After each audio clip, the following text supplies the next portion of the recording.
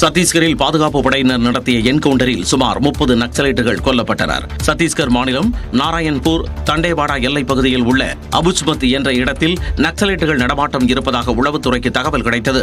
அதன் அடிப்படையில் ஓர்ச்சா மற்றும் பர்சூர் காவல் நிலையங்களுக்கு உட்பட்ட கோவல், நெந்தூர், துல்துளி உள்ளிட்ட கிராமங்களுக்கு பாதுகாப்பு படையினர் விரைந்தனர். நேற்று நண்பகல் சுமார் 1 மணி அளவில் பாதுகாப்பு படையினர் தேடுதல் வேட்டையில் இறங்கிய போது நக்சலைட்டுகள் தரப்பில் இருந்து துப்பாக்கிச் சூட்டை தொடங்கியதாக தெரிகிறது. இதனைத் தொடர்ந்து 2 தரப்பினருக்கும் இடையே நடைபெற்ற கடுமையான மோதலில் சுமார் 30 நக்சலைட்டுகள் கொல்லப்பட்டனர். மேலும் அப்பகுதியில் இருந்து அதிபயங்கர ஆயுதங்களும் பறிமுதல் செய்யப்பட்டன. என்கவுண்டர் நடைபெற்ற இடம் வனப்பகுதி என்பதால் மேலும் சில உடல்கள் கைப்பற்றப்படலாம் என எதிர்பார்க்கப்படுகிறது. சத்தீஸ்கரில் மாவோயிஸ்ட் கிளர்ச்சிக்கு எதிரான போராட்டத்தில் பாதுகாப்பு படையினருக்கு இது மிகப்பெரிய வெற்றியாக கருதப்படுகிறது. தமிழ்நாடு உடற்கல்வியியல் மற்றும் விளையாட்டு பல்கலைக்கழகத்தின் பட்டமளிப்பு விழாவில் ஆளுநர் ஆர் என் ரவி, துணை முதலமைச்சர் உதயநிதி ஸ்டாலின் ஆகியோர் ஒன்றாக பங்கேற்று பட்டங்களை வழங்கினர். சென்னை சைதாப்பேட்டையில் உள்ள இந்த பல்கலைக்கழகத்தின் 14வது பட்டமளிப்பு விழா நடைபெற்றது. இதில் பல்கலைக்கழகங்களின் வேந்தர் ஆளுநர் ஆர் என் ரவி, பல்கலைக்கழகத்தின் இணைவேந்தரும் அமைச்சருமான உதயநிதி ஸ்டாலின் கலந்து கொண்டு பட்டங்களை வழங்கினர். துணை முதலமைச்சராக பொறுப்பேற்ற பிறகு உதயநிதி ஸ்டாலின் கலந்து கொண்ட முதல் பட்டமளிப்பு விழா இதுவாகும். வழக்கமாக பல்கலைக்கழகங்களின் பட்டமளிப்பு விழாக்களில் இணைவேந்தராக இருக்கக்கூடிய உயர்கல்வித்துறை அமைச்சர் பங்கேற்பர். ஆனால் இது விளையாட்டுத்துறை சார்ந்த பல்கலைக்கழகம் என்பதால் உதயநிதி ஸ்டாலின் இணைவேந்தராக பங்கேற்றார். கடந்த காலங்களில் பல்வேறு பட்டமளிப்பு விழாக்களில் ஆளுநர் ஆர் என் ரவி கலந்து கொள்ளப் போகிற போது உயர்கல்வித்துறை அமைச்சர் பங்கேற்காமல் இருந்து வந்தார். இந்த சூழலில் துணை முதலமைச்சர் உதயநிதி ஸ்டாலின் ஆளுநர் ஆர் என் ரவியுடன் இணைந்து பட்டமளிப்பு விழாவில் கலந்து கொண்டார். தாம் நலம் பெற வாழ்த்திய பிரதமர், ஆளுநர் மற்றும் முதலமைச்சர் மு.க. ஸ்டாலின் உள்ளிட்டோருக்கு நடிகர் ரஜினிகாந்த் நன்றி தெரிவித்துள்ளார். உடல்நலக் குறைவால் சென்னை அப்போலோ மருத்துவமனையில் செப்டம்பர் 30ஆம் தேதி இரவு ரஜினிகாந்த் அனுமதிக்கப்பட்டார். அவரது தமனியில் இருந்த வீக்கத்துக்கு ஸ்டென்ட் பொருத்தி சிகிச்சையும் அளிக்கப்பட்டது. இதனையடுத்து மருத்துவமனையில் இருந்து வியாழக்கிழமை இரவு அவர் டிஸ்சார்ஜ் செய்யப்பட்டு வீடு திரும்பினார். இந்நிலையில் தனது எக்ஸ் பக்கத்தில் பதிவு வெளியிட்டுள்ள அவர், தன் மீது அக்கறை கொண்டு உடல்நலம் குறித்து விசாரித்த பிரதமர் மோடிக்கு நன்றி என குறிப்பிட்டுள்ளார். தமிழ்நாடு ஆளுநர் ஆர் என் ரவிக்கும் நன்றி கூறியுள்ள ரஜினி, முதலமைச்சர் மு.க. ஸ்டாலினுக்கும் தனது நன்றியை தெரிவித்துள்ளார். தாம் மருத்துவமனையில் இருக்கும்போது நலம் விசாரித்ததுடன் குணமடையவும் முதலமைச்சர் வாழ்த்தியதாக அவர் குறிப்பிட்டுள்ளார். தாம் நலம் பெற வாழ்த்திய அரசியல் பிரபலங்கள், சினிமா பிரபலங்கள், ரசிகர்கள் மற்றும் பொதுமக்களுக்கும் ரஜினி நன்றி கூறியுள்ளார். திருப்பதி லட்டு தயாரிக்க விலங்கு கொழுப்பு பயன்படுத்தப்பட்ட விவகாரத்தில் சிறப்பு விசாரணை குழுவை அமைத்தது உச்சநீதிமன்றம்.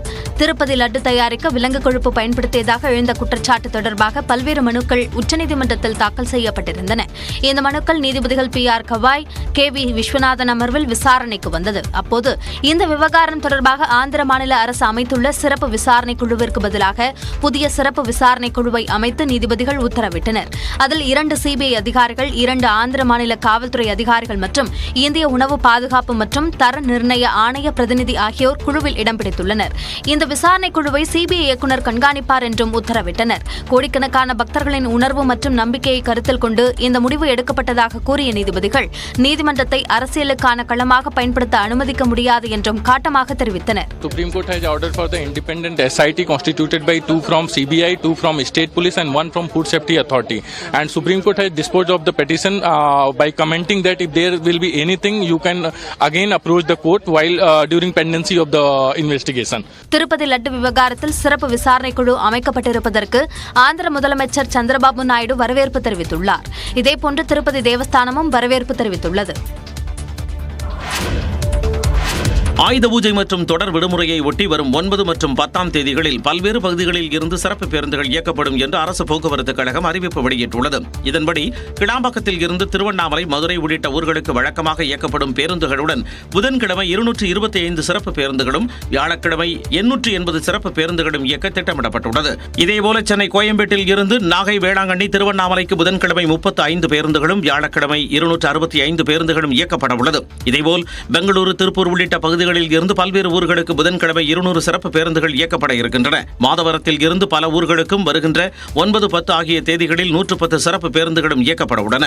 இதேபோல் ஞாயிற்றுக்கிழமை என்று சொந்த ஊர்களில் இருந்து பல பகுதிகளுக்கு பயணிக்கும் மக்களின் தேவைக்கு ஏற்ப சிறப்பு பேருந்துகளும் இயக்க திட்டமிடப்பட்டுள்ளது. இதேபோல ஆயுத பூஜை, தீபாவளி உள்ளிட்ட பண்டிகை நாட்களில் கூட்ட நெரிசலை சமாளிக்க திருச்சியில் இருந்து தாம்பரத்திற்கும் மறுமார்க்கத்திலும் சிறப்பு ரயில்கள் அறிவிக்கப்பட்டுள்ளன. வரும் 11ஆம் தேதி முதல் டிசம்பர் 31ஆம் தேதி வரை சிறப்பு ரயில்களும் அறிவிக்கப்பட்டுள்ளன. இந்த சிறப்பு ரயில்கள் குறிப்பிட்ட காலத்தில் செவ்வாய், புதன், வெள்ளி, சனி மற்றும் ஞாயிற்றுக்கிழமைகளில் இயக்கப்படுகிறது. யூடியூபர்ஸ் ஆகட்டும், மீடியா ஆகட்டும், எல்லாருக்கும் ரெக்வஸ்ட்டாக மட்டுமே வச்சுக்கிறேன். யாரையும் பேனிக் பண்ணாதீங்க. யாரையும் ஏதாவது ஒன்று எழுதி பேனிக் பண்ணாதீங்க. ஏதாவது வேணும்னா இப்போ எங்களை ரீச் பண்ண பாருங்க. நடிகர் ரஜினிகாந்த் பற்றி கூலி திரைப்பட இயக்குனர் லோகேஷ் கனகராஜ் சென்னை விமான நிலையத்தில் அளித்த பேட்டி இது. லோகேஷ் கனகராஜ் இயக்கத்தில் ரஜினி நடித்து வரும் திரைப்படம் கூலி. இந்த படத்தின் இயக்குனரான லோகேஷ் கனகராஜ் சென்னை விமான நிலையத்தில் செய்தியாளர்களை சந்தித்தார். அப்போது பேசிய அவர், கூலி படத்தின் படப்பிடிப்பு பாதி முடிந்துவிட்டது என்றார். மருத்துவ சிகிச்சை இருப்பதாக ரஜினி முன்பே கூறியதால் அவர் நடிக்கும் காட்சிகள் கடந்த மாதம் 28ஆம் தேதிக்குள் படமாக்கி முடிக்கப்பட்டது என்றார். இப்போ 10 நாள் பிரேக், ஏன்னா சாருக்கான அந்த ப்ராசஸ்னால. ஸோ திருப்பி அக்டோபர் 15th இருந்து ஷூட் ஆரம்பிக்கணுங்கிறது தான், இதுதான் ஸ்கெட்யூல். நடிகர் விஜய் சினிமாவில் நடிக்க வேண்டும் என்பதுதான் தனது ஆசை என்று கூறிய லோகேஷ், விஜயின் நோக்கம் வேறொரு இடத்தில் இருப்பதாகவும் நடிகர் விஜய்க்கு வாழ்த்துக்கள் என்றும் கூறினார். சினிமாக்காரங்களை பற்றி நான் போன விட்ட நான் ஏதோ ஒன்று சொல்ல போக எனக்கு பேண்ட் சட்டியெல்லாம் போட்டு விட்டாங்க. அதெல்லாம் நான் விஜயை பற்றி நான் எந்த கருத்தையும் சொல்ல விரும்பலை. அந்த ரசிகரெல்லாம் அப்புறம் என்னைய கல்ல விட்டுடுவாங்க. வேண்டாம்.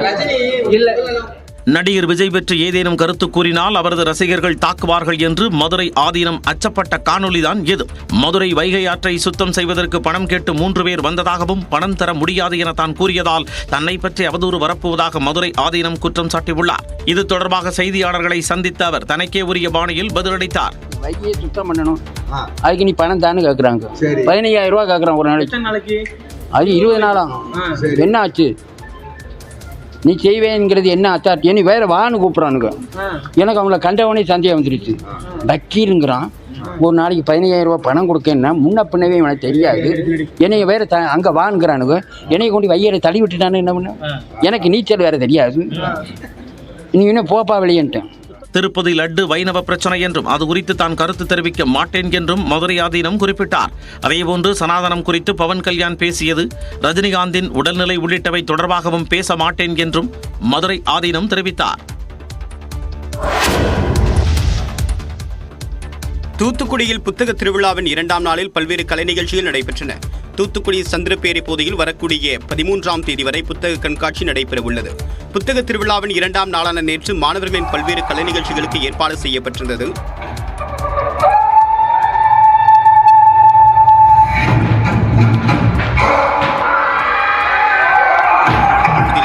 நாடாளுமன்ற உறுப்பினர்கள் கனிமொழி, ரவிக்குமார், நியூஸ் 18 தமிழ்நாடு தொலைக்காட்சி ஆசிரியர் கார்த்திகை செல்வன் உள்ளிட்டோர் பங்கேற்றனர். புத்தக திருவிழாவில் ஏராளமானோர் ஆர்வத்துடன் புத்தகத்தை வாங்கிச் செல்வது குறிப்பிடத்தக்கது. கரூர் அருகே ஆசிரியையின் சொத்து ஆவணங்களை வாங்கி மோசடி செய்ததுடன் கொலை மிரட்டல் விடுத்த விஜயின் தாவேகா நிர்வாகி கைது செய்யப்பட்டுள்ளார். குடித்தலையை அடுத்த கோட்டைமேடு பகுதியைச் சேர்ந்தவர் ராஜா. இவர் குடித்தலை சட்டமன்ற தொகுதியின் தமிழக வெற்றிக்கழக உறுப்பினர் சேர்க்கை குழு நிர்வாகியாக இருக்கிறார். இவருக்கும் குச்சிப்பாடி ஊராட்சி ஒன்றிய தொடக்கப்பள்ளி இடைநிலை ஆசிரியையான சங்கீதாவுக்கும் பழக்கம் ஏற்பட்டுள்ளது. வங்கியில் கடன் பெற்று கார் வாங்கி கொடுப்பதாக கூறி ஆதார் அட்டை, சம்பள ரசீது, வங்கி கணக்கு பரிவர்த்தனை உள்ளிட்ட ஆவணங்களை சங்கீதாவிடம் ராஜா பெற்றுள்ளார். காலதாமதமாகி வந்ததால் தனக்கு கார் வேண்டாம் என கூறி ஆவணங்களை சங்கீதா திரும்ப கேட்டதால் பின்னர் தருவதாக ராஜா கூறியிருக்கிறார்.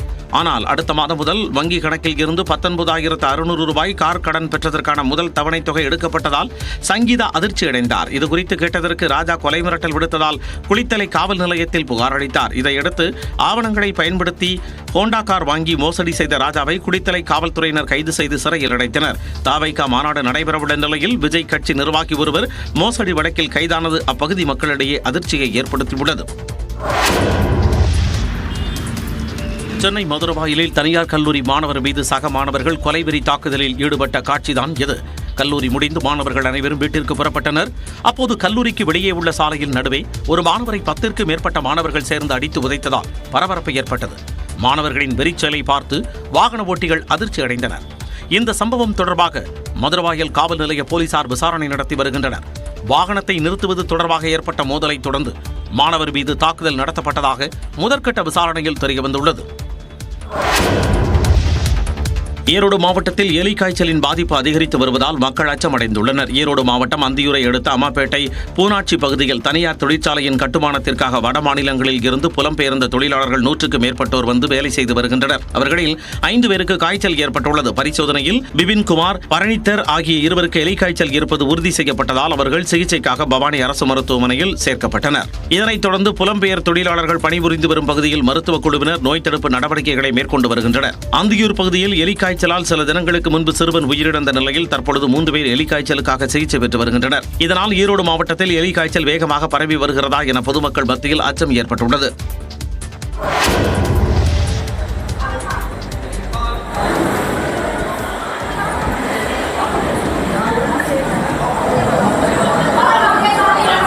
மதுரை மீனாட்சியம்மன் கோவில் மின்னொளியில் ஜொலித்த காட்சி இது. நவராத்திரியின் 2வது நாளான நேற்று கோவில் வளாகத்தில் சாமி சன்னதி 2ஆம் பிரகாரத்தில் நவராத்திரி கொலு மண்டபத்தில் மீனாட்சியம்மன் ஊஞ்சல் ஆடக்கூடிய சிறப்பு அலங்காரத்தில் பக்தர்களுக்கு காட்சியளித்தார். பூக்களால் அலங்கரிக்கப்பட்ட ஊஞ்சலில் தங்க மகுடம் அணிந்து சிறப்பு அலங்காரம் செய்யப்பட்டது.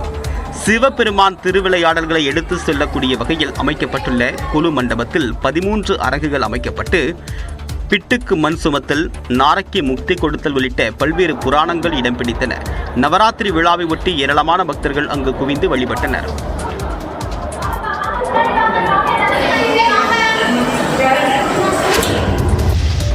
இலங்கையின் புதிய அதிபர் அனுரகுமார திசாநாயக்கவுடன் இந்திய வெளியுறவுத்துறை அமைச்சர் ஜெய்சங்கர் கொழும்புவில் ஆலோசனை மேற்கொண்டார்.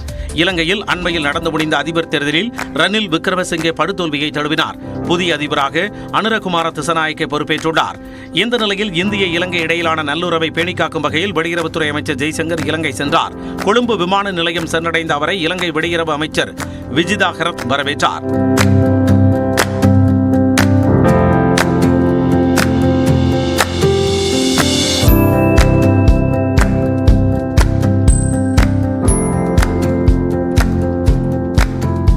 தொடர்ந்து அந்நாட்டின் அதிபர் மாளிகைக்கு சென்ற ஜெய்சங்கர் அங்கு புதிதாக பொறுப்பேற்றுள்ள அதிபர் அனுரகுமார திசாநாயக்கவை சந்தித்து பேச்சுவார்த்தை நடத்தினார்.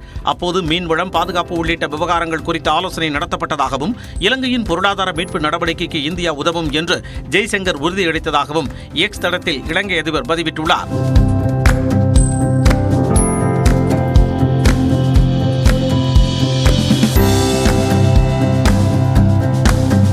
தொடர்ந்து இலங்கை பிரதமர் ஹரிணி அமரசூரியாவை சந்தித்து ஜெய்சங்கர் பேச்சுவார்த்தை நடத்தினார். இருநாட்டு வெளியுறவை பலப்படுத்தும் விதமாக இந்த சந்திப்பு அமைந்துள்ளது. சைத்தன்யா மனமுறிவு குறித்து சர்ச்சைக்குரிய வகையில் பேசிய தெலுங்கானா அமைச்சர் மீது 100 கோடி ரூபாய் நஷ்டஈடு கேட்டு நடிகர் நாகார்ஜுனா மேலும் ஒரு வழக்கு தொடர்ந்துள்ளார். சமந்தாவின் மனமுறிவுக்கு தெலுங்கானா முன்னாள் முதலமைச்சரின் மகனான கேடிஆர் தான் காரணம் என தெலுங்கானா வனத்துறை அமைச்சர் குண்டா சுரேகா கூறியது சர்ச்சையாக வெடித்தது. சமந்தா, நாகார்ஜுனா மற்றும் கேடிஆர் தரப்பிலிருந்து இதற்கு எதிர்ப்பு எழுந்த நிலையில் பல்வேறு பிரபலங்களும் அமைச்சர் சுரேகாவுக்கு கண்டனம் தெரிவித்தனர். பின்னர் சமந்தா குறித்து கூறிய கருத்துக்கு பகிரங்க மன்னிப்பு கோரிய சுரேகா கருத்தை நிபந்தனையின்றி வாபஸ் பெறுவதாகவும் அறிவித்தார். எனினும் அவர் மீது நாகார்ஜுனா கிரிமினல் மற்றும் அவதூறு வழக்கு தொடர்ந்துள்ளார். இந்நிலையில் சுரேகாவிடம் 100 கோடி ரூபாய் நஷ்டஈடு கேட்டு நாகார்ஜுனா மேலும் ஒரு வழக்கு தற்போது தொடர்ந்துள்ளார். சமந்தாவிடம் மன்னிப்பு கேட்ட அமைச்சர் சுரேகா தன்னிடமோ தனது குடும்பத்திடமோ ஒரு வார்த்தை கூட மன்னிப்பு கேட்கவில்லை என்று நாகார்ஜுனா தெரிவித்துள்ளார்.